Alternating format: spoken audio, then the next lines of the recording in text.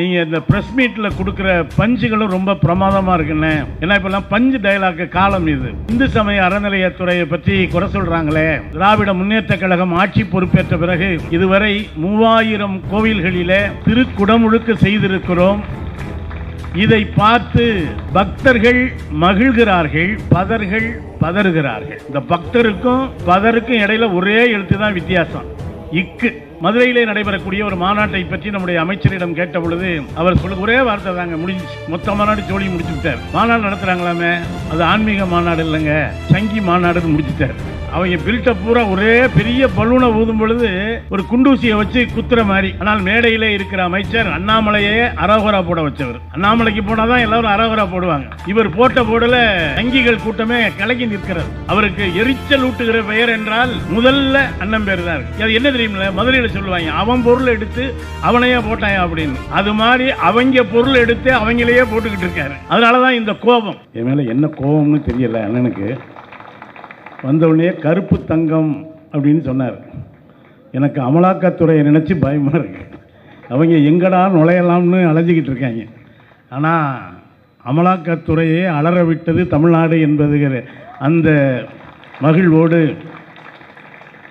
உண்மையிலேயே நான் இன்றைக்கி ஒரு தலைவருடைய பேசிய ஒரு தொலைக்காட்சி பேட்டியை பார்த்தேன். ஒரு சினிமா பாட்டு உண்டு, இரத்த கொதிப்பு இரத்த கொதிப்பு, மாமனாருக்கு இரத்த கொதிப்புன்னு.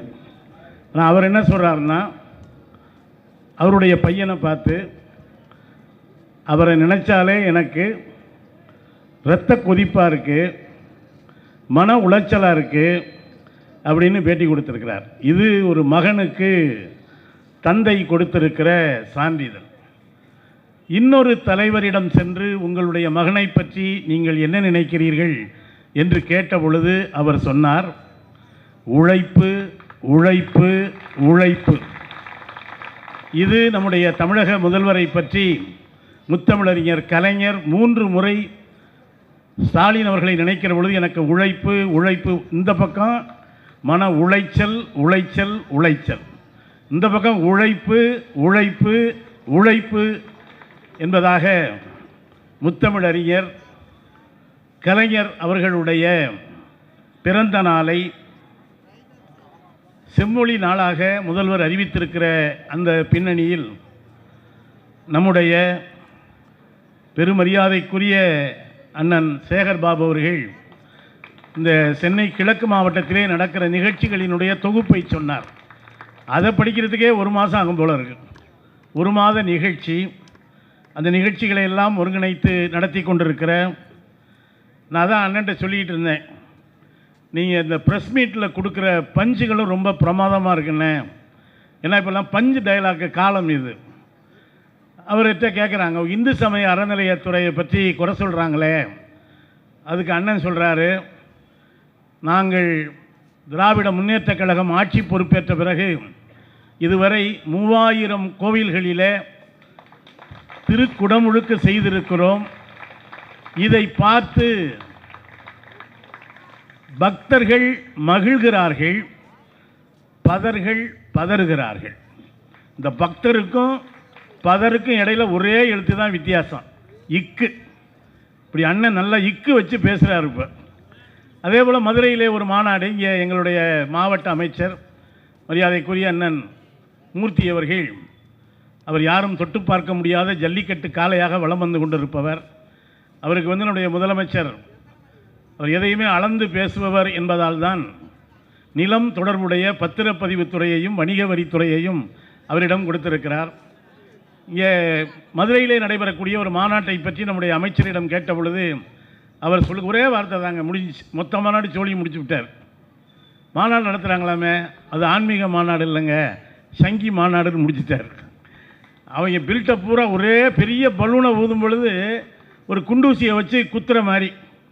அப்படி மிகச்சிறந்த சொல்லை வில்லாக, எதிரிகளுக்கு எதிரான வில்லாக பயன்படுத்துகிற மரியாதைக்குரிய அண்ணன் இந்து சமய அறநிலையத்துறையினுடைய அமைச்சர்.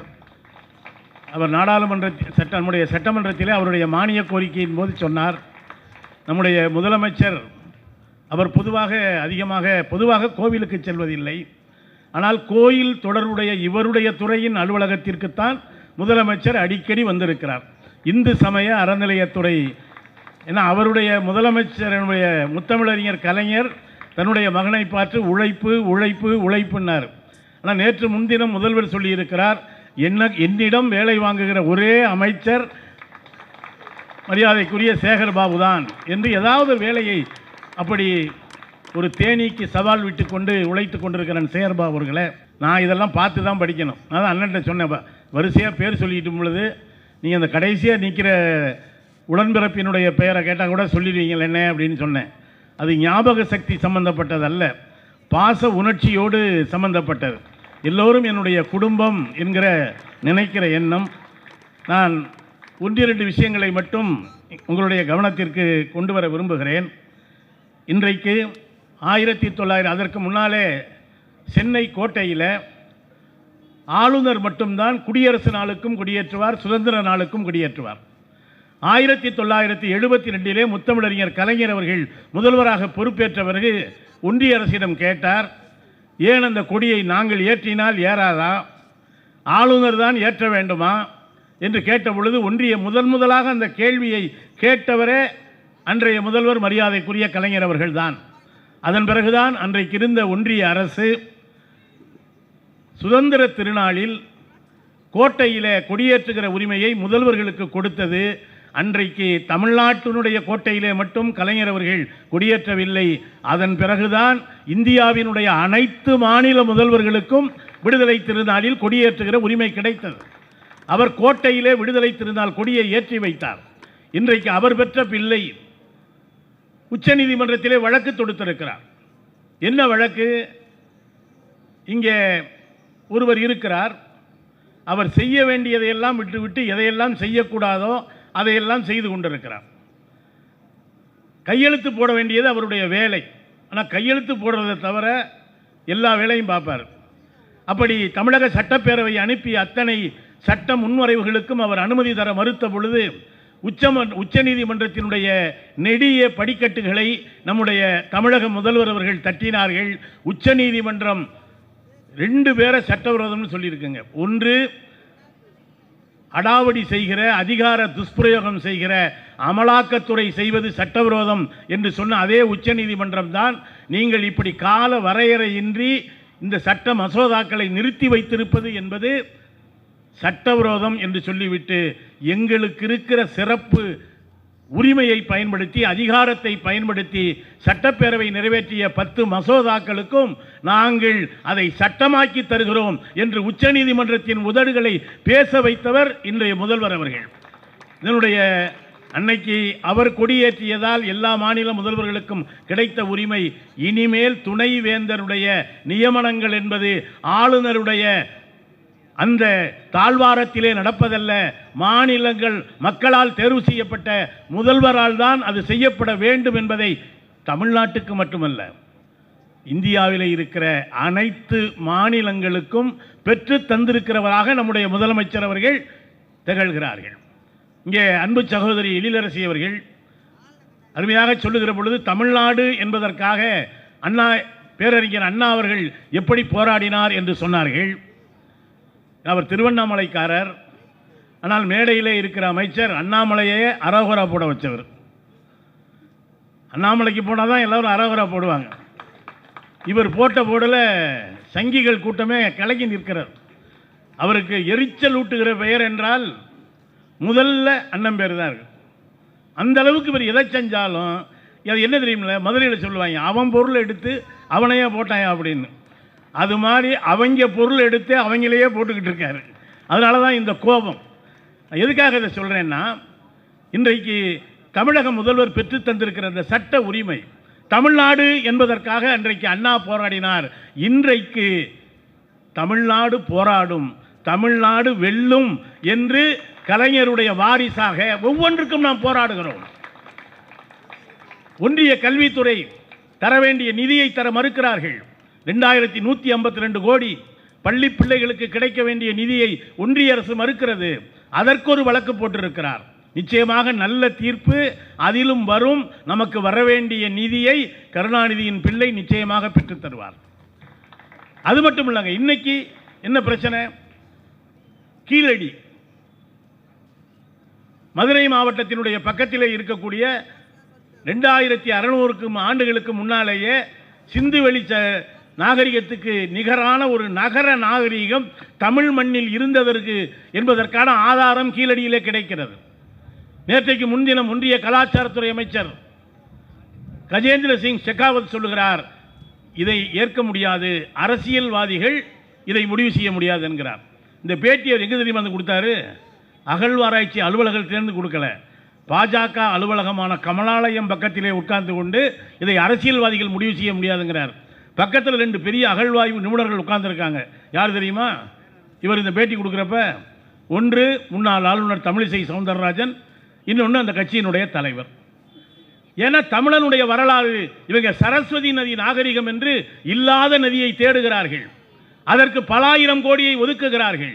ஆனால் வைகை நதிக்கரையில், பொருணை நதிக்கரையில், காவிரி நதிக்கரையில், இன்னும் தமிழ்நாட்டில் ஓடுகிற நதிக்கரைகளில் எல்லாம் உயர்ந்த நகர நாகரீகம் இருந்தது என்பதற்கான சாட்சியம் வெளியே வர வர இவர்கள் கட்டி வைத்திருக்கிற வரலாறு உள்ளே போகிறது.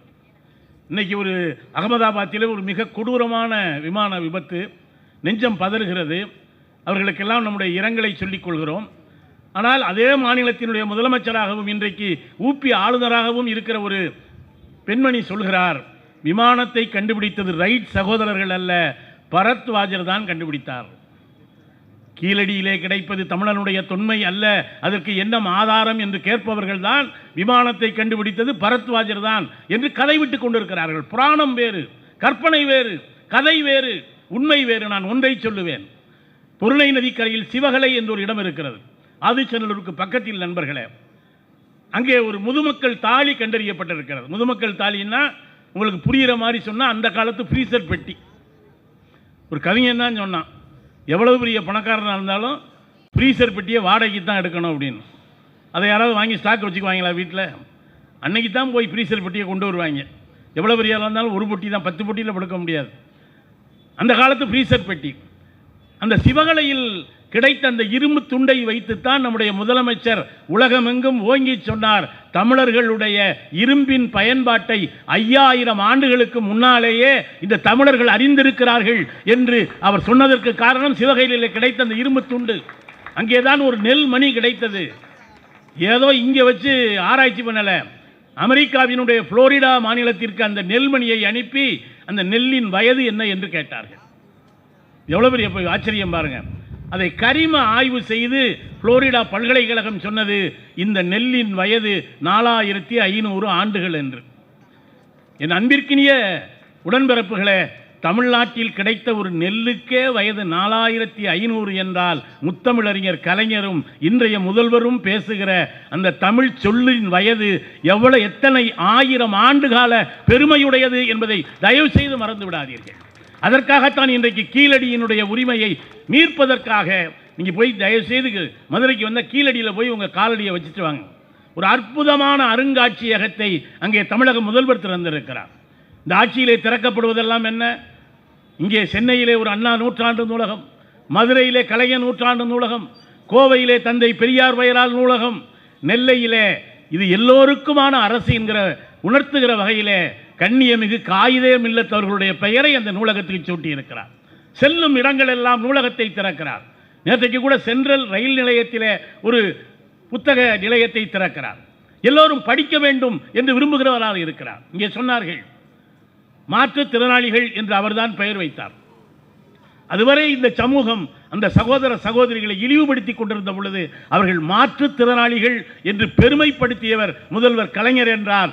உள்ளாட்சி அமைப்புகளில் அவர்களுக்கு தனி ஒதுக்கீடு கொடுத்து உயர்த்தி இருப்பவர் நம்முடைய மரியாதைக்குரிய முதல்வர் அவர்கள். அதே போல இங்கே சகோதரிகள் அமர்ந்திருக்கிறார்கள்.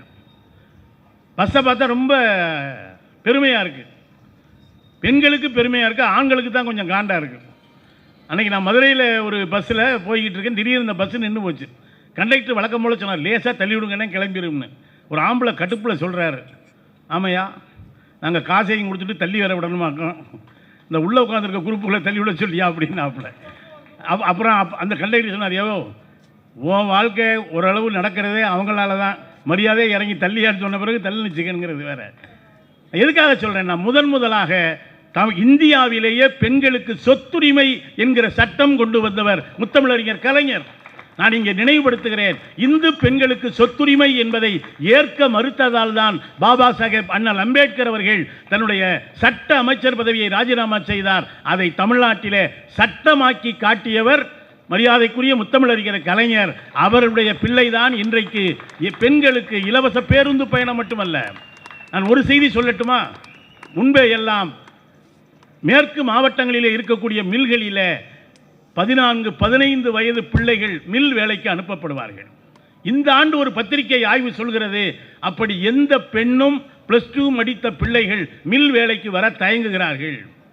ஏன் என்று கேட்டால் அவர்கள் சொல்கிறார்கள், முதலமைச்சருடைய அந்த திட்டத்தின் கீழ் இவர்கள் உயர்கல்விக்கு போனால் மாதம் 1000 ரூபாய் கொடுக்கிறார் என்பதனால் இவர்கள் கல்லூரிக்கு போகிறார்களே தவிர மில் வேலைக்கு வர மறுக்கிறார்கள் என்பது மிகப்பெரிய சமூக மாற்றம் என்பதை நான் அதிக நேரம் எடுத்துக்கொள்ள விரும்பவில்லை. ஒரு முறை முதல்வரை கேட்டார்கள்.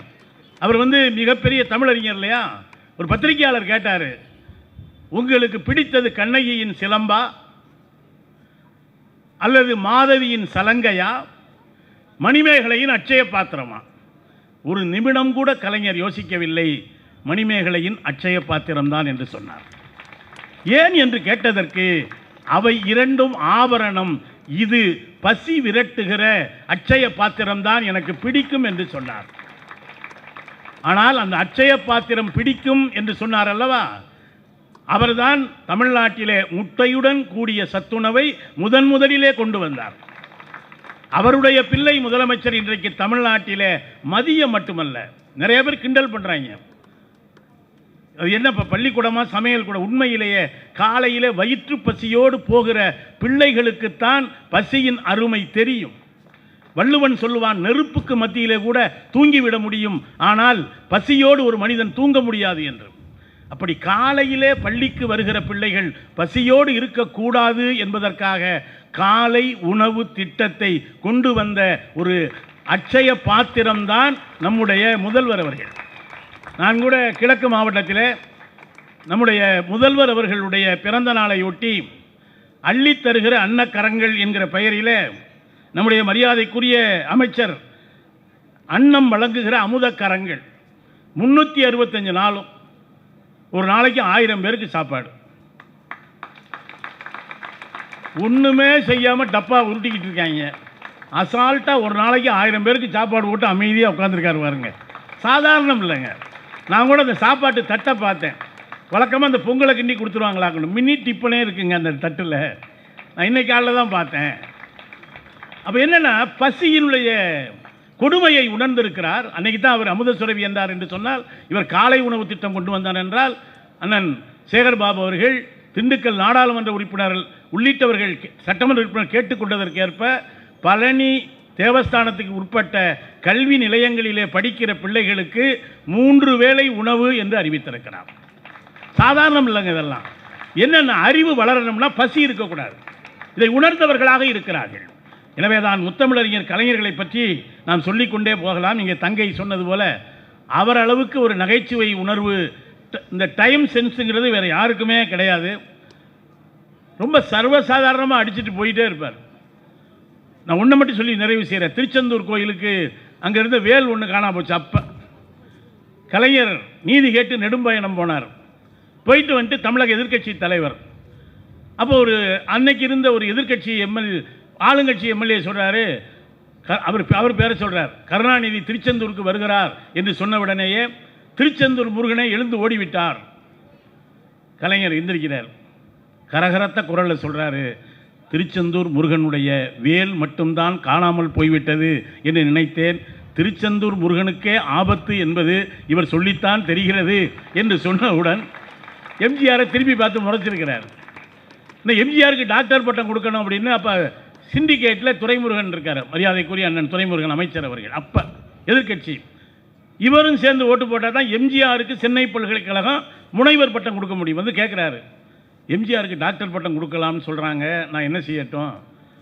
எம்ஜிஆர் ஒரு குழந்தை மாதிரியா, அவருக்கு டாக்டர் பட்டம் கொடுக்கறது தான் முறை என்று அந்த இடத்துல அவர் வேறு கட்சி வேறன்னு பார்க்கல.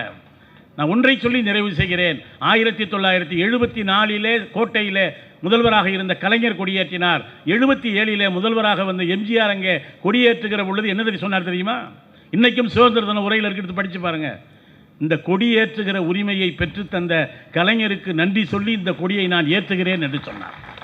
இதுதான் கலைஞருடைய வரலாறு. இன்றைக்கு தமிழகத்தினுடைய முதலமைச்சர் எண்ணற்ற திட்டங்கள், குறிப்பாக படிக்க வேண்டும் படிக்க வேண்டும் படிக்க வேண்டும் என்பதற்காக அத்தனை பிள்ளைகளையும் தன்னுடைய பிள்ளைகளாக எண்ணி உயர்த்துகிறவர்களாக இருக்கிறார். அதையெல்லாம் விட அன்றைக்கு கலைஞர் அவர்கள் மாநில உரிமைக்காக மத்தியிலே கூட்டாட்சி, மாநில சுயாட்சி என்பதை நிலைநிறுத்த ராஜமன்னார் குழுவை அமைத்தார்.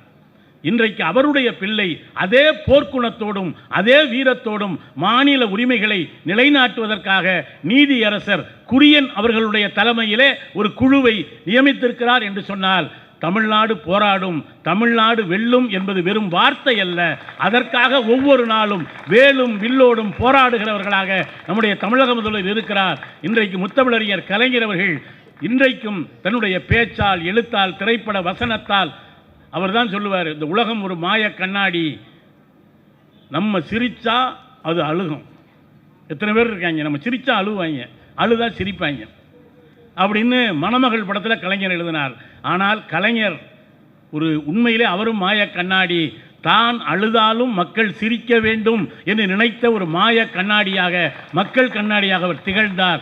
அவருடைய அண்ணாவின் இதயத்தை பெற்றவராக, பேரொளியாக திகழ்கிற கலைஞர் அவர்களுக்கு நம்முடைய வணக்கத்தை சொல்லி, இந்த நிகழ்வை ஒரு திருவிழாவாக நடத்தி கொண்டிருக்கிற நம்முடைய அண்ணன் சேகர்பாபு அவர்களுக்கும், இந்த வட்டக்கழக செயலாளருக்கும், வருகை தந்திருக்கிற நாடாளுமன்ற சட்டமன்ற உறுப்பினர்கள் அத்தனை பேருக்கும், இத்தனைக்கும் மேலாக மிகச்சிறப்பாக இந்த பகுதியில் குழுமி இருக்கிற சகோதரிகளுக்கும் தோழர்களுக்கும் வணக்கத்தை சொல்லி என் வார்த்தையை நிறைவு செய்கிறேன். நன்றி, வணக்கம்.